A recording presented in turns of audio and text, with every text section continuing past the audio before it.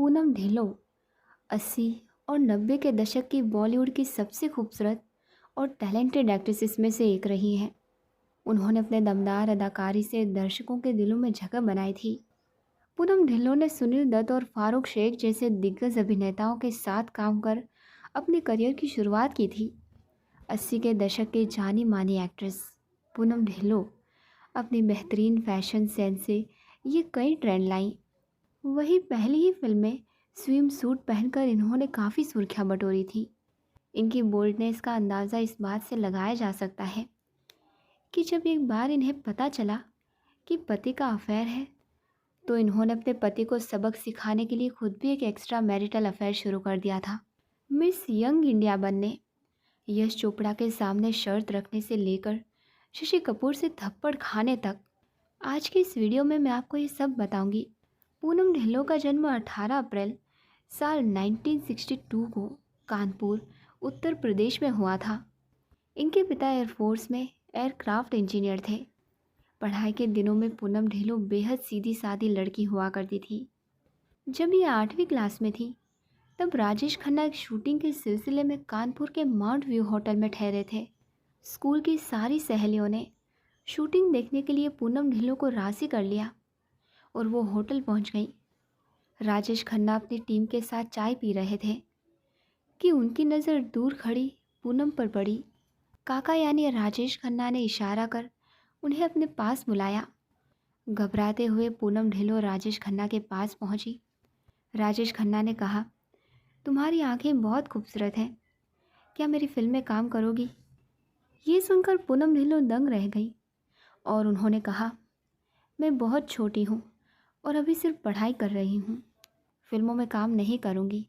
ये कहकर पूनम वहाँ से निकल गई और सारी सहेलियाँ देखती रह गईं। सालों बाद जब वो फिल्मों में आई और उनकी राजेश खन्ना से दोबारा मुलाकात हुई, तो सुपरस्टार होने के बावजूद उन्हें वो किस्सा याद था। राजेश खन्ना और पूनम ढिल्लों ने साथ में फिल्म दर्द, निशान, ज़माना, अवाम, रेड रोज़ और जय शिव शंकर में काम किया है। साल 1978 में पूनम ढिल्लों ने मिस यंग इंडिया का खिताब हासिल किया था। दरअसल उस समय पूनम ढिल्लों चंडीगढ़ में रहती थीं और उस दौर में ब्यूटी पेजेंट, मॉडलिंग और फिल्मों के नाम सिर्फ मैगजीन या अखबारों में ही छपते थे।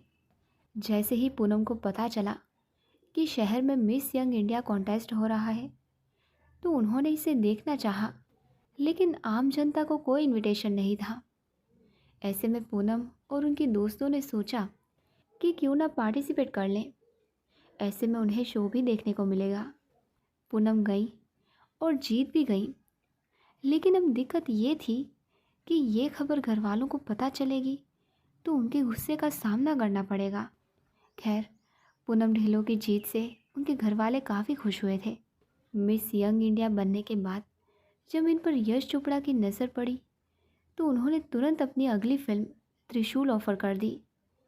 पहले तो पूनम ढिल्लों ने ऑफ़र ठुकरा दिया था, लेकिन यश चोपड़ा के बार बार कहने पर उन्होंने एक शर्त रख दी, और वो शर्त ये थी दोस्तों कि वो सिर्फ स्कूल की छुट्टियों में ही शूटिंग करेंगी।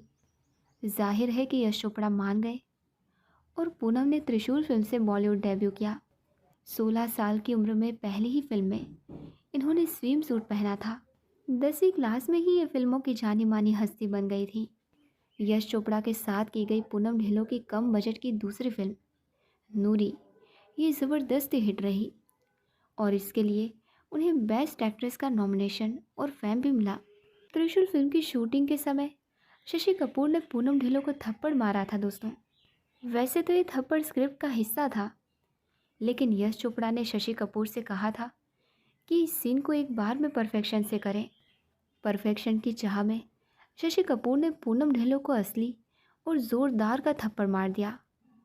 पूनम ढिल्लों को जैसे ही शशि कपूर का भारी भरकम थप्पड़ पड़ा, तो वो दंग रह गई और उनके एक्सप्रेशंस कैमरे में कैद हो गए।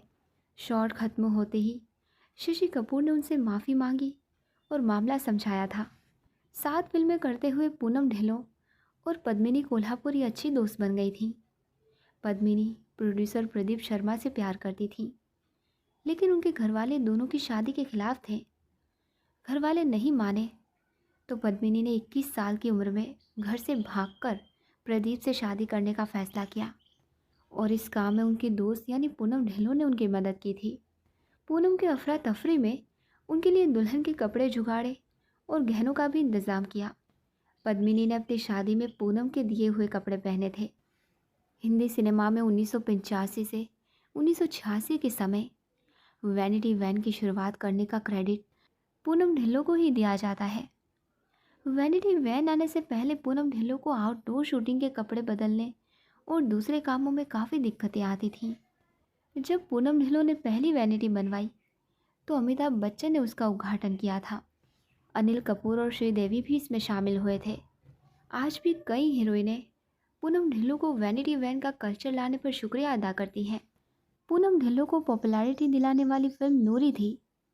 यश चोपड़ा के प्रोडक्शन में बनी इस फिल्म को रमेश तलवार ने डायरेक्ट किया था। फिल्म की शूटिंग के दौरान रमेश को पूनम से प्यार हो गया, लेकिन ये बात पूनम नहीं जानती थी। एक बार पूनम ने बातों ही बातों में कहा कि वो मुंबई में घर लेना चाहती हैं। ये सुनते ही रमेश ने पूनम को एक बंगला गिफ्ट कर दिया। जैसे ही पूनम को पता चला कि डायरेक्टर उनसे प्यार करते हैं, इसलिए ये सब कर रहे हैं, तो उन्होंने दूरी बनानी शुरू कर दी। इसी समय पूनम ढिल्लों का नाम यश चोपड़ा और राज सिप्पी से भी जुड़ा था। साल 1988 में एक करीबी दोस्त की होली पार्टी में पूनम ढिल्लों की मुलाकात प्रोड्यूसर अशोक ठाकरिया से हुई थी। पूनम पार्टी में गुमसुम बैठी थी कि तभी अशोक ठाकरिया ने उन पर एक बाल्टी पानी डाल दिया। पूनम ढिल्लों पहले तो डर गई, लेकिन बाद में दोनों की दोस्ती हो गई। दोनों अच्छे दोस्त बने और फिर एक दूसरे के साथ समय बिताने लगे। एक दिन बातों बातों में अशोक ठाकरिया ने पूनम ढिल्लों के सामने शादी का प्रस्ताव रख दिया और वो राज़ी हो गई। साल 1988 में पूनम ढिल्लों ने अशोक ठाकरिया से शादी कर ली। इनके 2 बच्चे भी हैं, बेटी पालोमा और बेटा अनमोल। शादी के कुछ सालों बाद ही दोनों की शादी में दरार आ गई। जब इनके पति अशोक ठाकरिया ने इनसे दूरी बना ली तो ये बुरी तरह टूट गई।